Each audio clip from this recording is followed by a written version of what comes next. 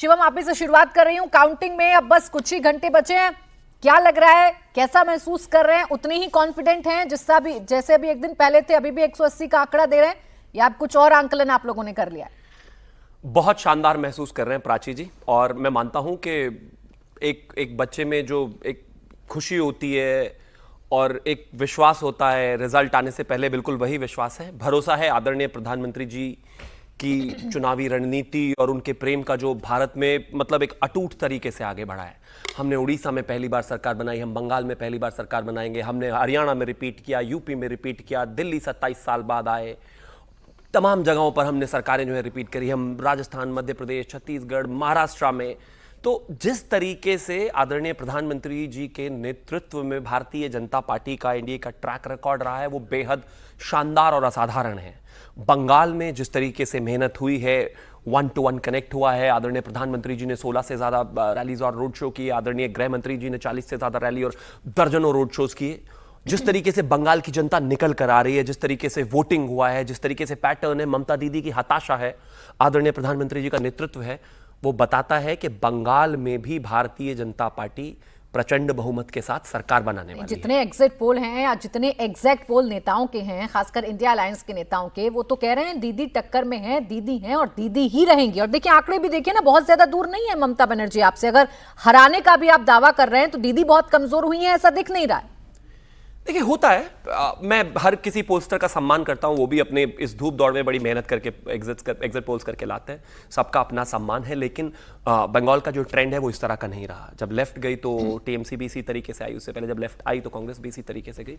Bharatiya Janata party भी जो अगर आएगी तो प्रचंड बहुमत के साथ ही आएगी। सभी पोस्टर्स का अपना सम्मान है। मुझे लगता है अब तो 24 घंटे की भी जरूरत नहीं रही, 15-18 घंटे सारे ही टोटल बचे, सब हम देखेंगे। लेकिन इतना तय है कि भाजपा वहां पर सरकार बना रही है। और एक दो चीजें और अगर आप छोटी सी देखेंगे, आपने नोटिस की होगी, ममता बनर्जी की बॉडी लैंग्वेज कंपैरेटिवली अगर आप देखें तो बहुत ज्यादा हताश है। कभी स्ट्रांग रूम में, कभी ईवीएम को लेकर, कभी तमाम चीजों को लेकर, कभी एक अधिकारी को लेकर, कभी इलेक्शन कमीशन को लेकर, बार बार बार बार, मतलब इतनी बार तो मुझे लग रहा है आजकल आप इंडिया टीवी से घर नहीं जाती होंगी जितनी बार लोग कोर्ट जा रहे हैं।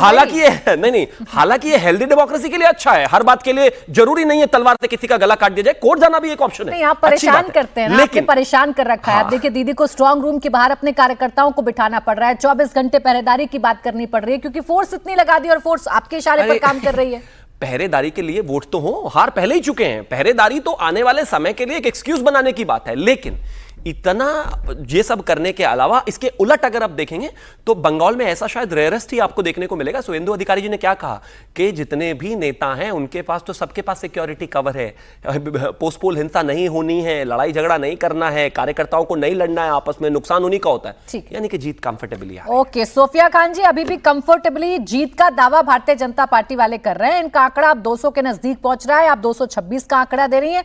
कल क्या होने जा रहा है पश्चिम बंगाल में? चौथी बार चौका लगा पाएंगे आप, या शिवम त्यागी जी इतिहास रचने जा रहे हैं, उनकी पार्टी इतिहास रचने जा रही है? नमस्कार, आदाब आप सभी को। देखिए ये लोग कल का इंतजार कर रहे हैं, पर हम लोगों को 23 और 29 तारीख को खासकर हमें पता चल गया है कौन जीत रहा और किनकी जीत निश्चित है। पश्चिम बंगाल में तृणमूल कांग्रेस चौथी बार सरकार बना रही है। और ये जो कह रहे थे अभी ना कि ममता बनर्जी को हताश देखा इन्होंने, मैं इनको याद दिला दूं कि ममता बनर्जी वो नेत्री हैं जो 90 के दशक से एक लड़ाकू तरीके से वाम फ्रंट के साथ या अन्य किसी भी दल के साथ वो लड़ती रही हैं। और वो इतनी ज्यादा लड़ाकू है ना कि उनको कोई हताश नहीं कर सकता। जहां तक बात है, डेफिनेटली पश्चिम बंगाल के लोगों के लिए, पश्चिम बंगाल की जीत के लिए उन्होंने फाइट किया है, धरने पर, रैली पर, रोड पर, कोर्ट में, ये किसी से छुपा नहीं है, सबने देखा। हाँ, जहां तक बात है, देखिए अभी रीपोलिंग हुई है, हमने देखा, तो देखिए इनकी हार जो है ना 29 के बाद ये इन्होंने अपना हार स्वीकार लिया है। क्योंकि उसके बाद ये जो हंगामे कर रहे हैं डायमंड हार्बर में जाकर, ये अपने ही लोगों को खड़ा करके मीडिया के सामने एक फॉल्स रिपोर्टिंग करवा रहे हैं और ये सारी चीजें करके उन्होंने रिपोलिंग करने की कोशिश की। डायमंड हार्बर में बता दूं कि अभिषेक बनर्जी जो हमारे महासचिव हैं तृणमूल कांग्रेस के, उनका लेकिन सबसे ज्यादा हंगामा तो आपके नेता कर रहे हैं ना, सबसे ज्यादा परेशानी तो आपके नेताओं को हो रही है। कुणाल घोष धरने पर बैठते हैं, शशि पांड्या जी धरने पर बैठती हैं, और खुद ममता बनर्जी भवानीपुर में 4 घंटे स्ट्रांग रूम में रहती हैं और कार्यकर्ता आपस में भिड़ते हैं। तो अगर जीत के लिए इतना आश्वस्त हैं तो फिर इतनी हड़बड़ाहट क्यों है, गड़बड़ाहट क्यों है? हड़बड़ाहट नहीं, आपने सही कहा। धरना का मतलब होता है बिल्कुल पीसफुल धरना। डेफिनेटली ईवीएम को हम हैक होने नहीं देंगे, ईवीएम मैनिपुलेट होने नहीं देंगे, क्योंकि जो स्ट्रांग रूम है उसके अंदर कुछ एक्टिविटीज पाई गई 2-3 दिन पहले आफ्टर 29। तो इसके लिए जो है कुणाल मैडम, उस घोष पर और चुनाव आयोग का जवाब और आपने अन्य सुना? जितने भी लोग हैं वहां पहुंचे। एक सेकंड सोफिया जी, आप जो उसका आरोप जवाब लगा दे रही रही हैं, आप जो आरोप लगा रही हैं, नहीं, आपने सुना आरोप चुनाव नहीं आयोग लगा ने रहे क्या हैं, बताया? बिल्कुल। देखिए, निगरानी करना, धरना देना, मुझे लगता है ये बिल्कुल संवैधानिक तरीके से, नहीं, लोकतांत्रिक तरीके से मैं तो हमने इनकार किया। ही नहीं कर रही मैडम, मैंने तो कहा ही नहीं आप धरना नहीं दे सकती। मैं तो सिर्फ इतना कह रही हूँ हंगामा कि ये कर रहे हैं, रस्तों पे उतरकर हंगामा ये कर सबसे रहे हैं। ज्यादा हमने हल्ला हंगामा आपकी नहीं पार्टी किया। मचा रही है ना। ना ईवीएम में चुनाव के छेड़छाड़ समय हो गई, किया, ना ईवीएम में चुनाव के छेड़छाड़ हो बाद गई, किया। कहाँ हुई हंगामा आप सिर्फ ये बताइए? कर रहे हैं। एक छोटा जवाब दे दीजिए शिवम त्यागी जी। भाई देखिए, 29 अप्रैल के बाद ये श्योर है, आप श्योर नहीं थे, इसलिए ईवीएम में छेड़छाड़ की कोशिश की जा रही है। तुमसे पहले जो यहां एक शख्स तख्त नशीन था, उसको भी अपने खुदा होने पर इतना ही यकीन था। याद होगा अरविंद केजरीवाल का, मोदी जी दिल्ली जीतने के लिए आपको अगला जन्म लेना पड़ेगा, इस जन्म में तो नहीं हो पाएगा। उसी चुनाव में हार गए। एक और थे फारूक अब्दुल्ला, थे क्या, सॉरी, हैं।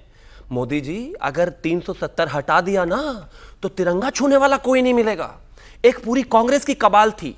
और मुझे तो अपने सभी प्रवक्ता पुराने याद आते हैं जो लगातार टीवी पर आते थे, रोजाना जो है सरकाज़म झेलते थे। मोदी जी राम मंदिर बनाकर दिखाइए। चैलेंज मत देना आदरणीय प्रधानमंत्री जी को, वो सब हुआ है जो लोगों ने चाहा है। और सुनिए, बड़े बड़े फाइटर्स को, बड़े बड़े तानाशाहों को जनता ने ही हराया है और जनता ही हराएगी। आप फाइटर हो सकते हैं, तानाशाह नहीं हो सकते।